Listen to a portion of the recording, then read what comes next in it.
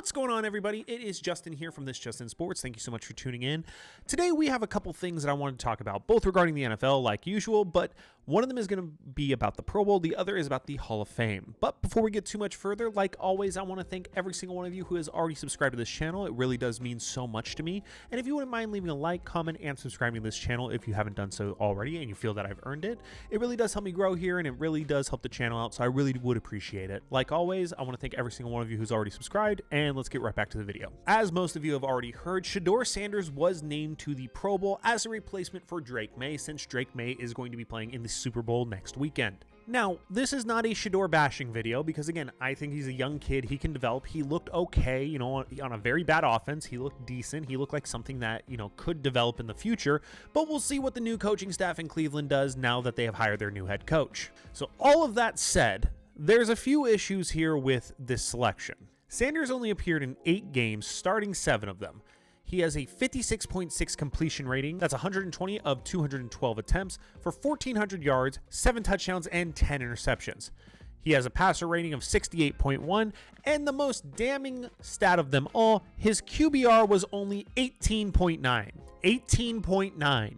The team went 3-4 during his start, so again, not horrible, especially with how bad that offense is, but there's still obviously a lot of room for improvement. But among the other AFC quarterbacks, Shedeur Sanders does not stack up at all. His statistics compared to the other AFC quarterbacks put him in the bottom of the league. Like, there's no room for debate here. Look, for a rookie on a bad team, it was understandable that he was going to struggle a little bit, especially the fact that he was QB3 coming into the season behind Joe Flacco and Dylan Gabriel.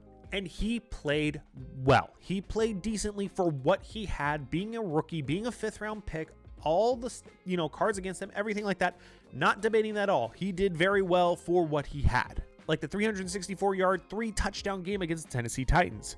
And look, I understand he was brought in as a replacement for Drake May. There have been injuries, everything like that. But you cannot look me in the face and tell me this man did not have a better season than other quarterbacks like Trevor Lawrence. Even Joe Burrow being hurt had a better season. Lamar Jackson had a better season. Aaron Rodgers led his team to the playoffs. Better season. CJ Stroud, shitty playoff performance, but great regular season, had a better season. Not to mention the most overlooked #1 overall pick in Cam Ward. Again, hate the Titans, but it is not fair for him to be overlooked this much that he had a better season than Shedeur and should have been invited to the Pro Bowl over him. This is ridiculous at this point. Like, who are we kidding? You have players themselves criticizing this decision, like Giants offensive lineman Jermaine Illuminor. Jermaine said, quote, "No hate, but the Pro Bowl a joke, LOL. AT," referring to his teammate Anthony Thomas, "top left tackle in the NFL, hasn't made one yet, but if you're popular, you get in. Laughable at this point." I mean, the man's not wrong. Let's be honest. He's not wrong. Look, I get Sanders has a very big personality. He's a lot like his dad in that sense. He has a good following. He's charismatic, confident. And again, his fans believe in him. They believe he's an underdog, a guy who's been overlooked ever since he joined the league, falling to that 5th round. So he's got this prove those doubters wrong mentality. That kind of energy draws people in. It gets people going. It gets the people going. And it's very genuine for many fans. But let's be real about what happened here. It's all about the jersey sales at this point. He was in the top 5 of jersey sales before the season even started. That, again, his fans are loyal to him, and that's awesome. Great for him. Get that paycheck, get that commission from those jersey sales. Good on ya. He was #1 amongst all rookies, beating out Travis Hunter and, again, Cam Ward. Most overlooked #1 pick in history.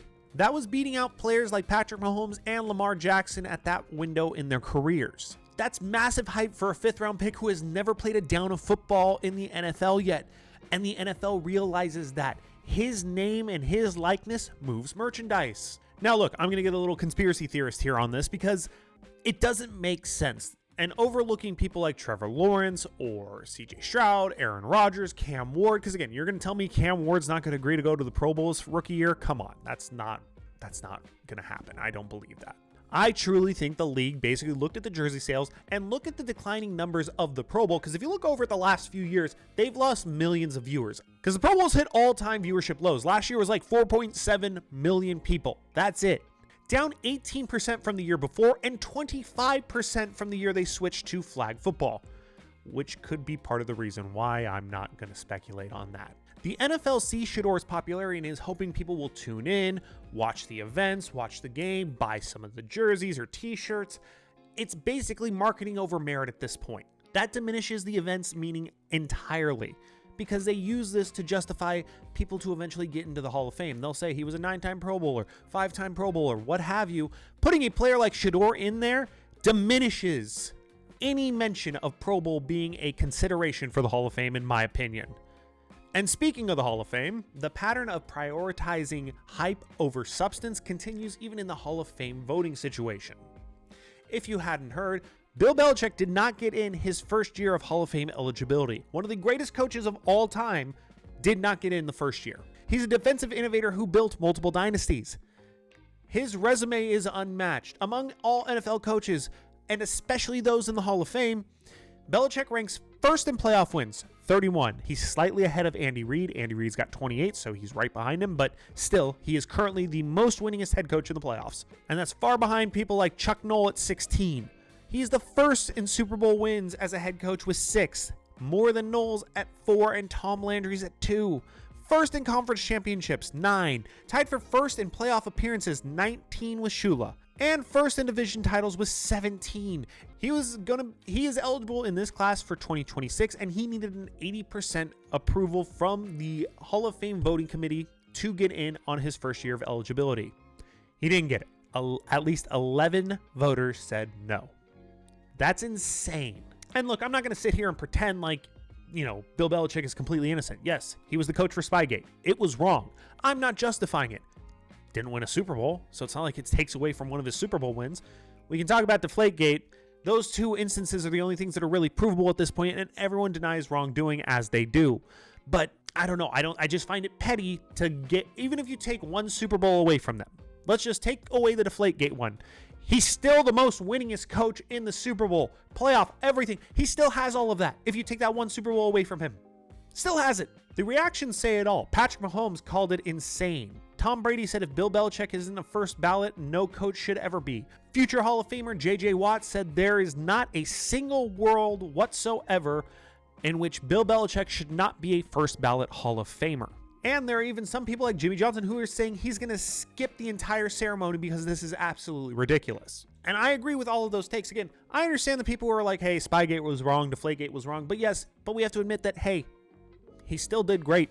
He still performed well. He's still the coach. Like, what's the difference between that and what Mike Vrabel did when they were about to play the Texans by signing somebody off their practice squad to learn about their defense?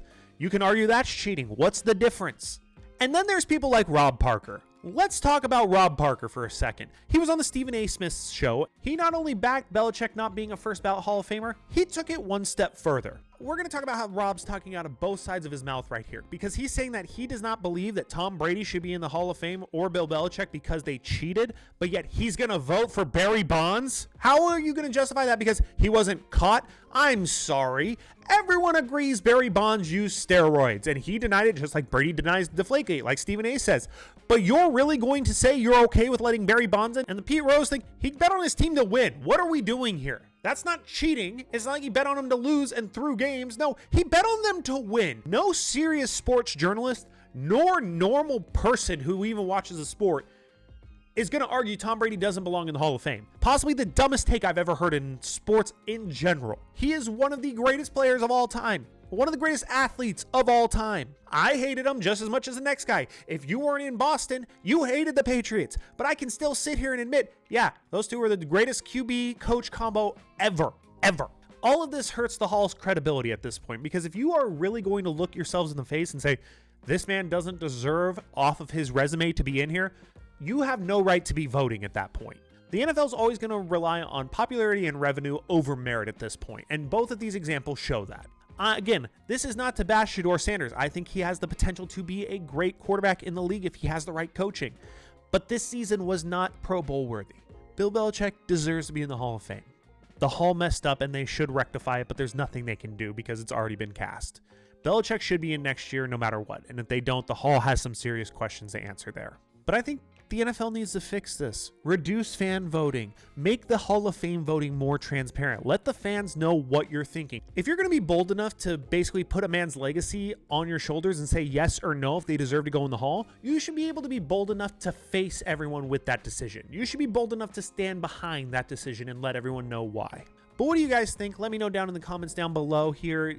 Did they make the right decision by keeping Belichick out, or should he have been in? Should the NFL get rid of fan voting altogether, or did they make the right decision letting Shedeur in? Let me know down in the comments down below. Make sure you leave a like, comment, and subscribe to this channel. Share this video with everyone you know. And until the next one, have a good one.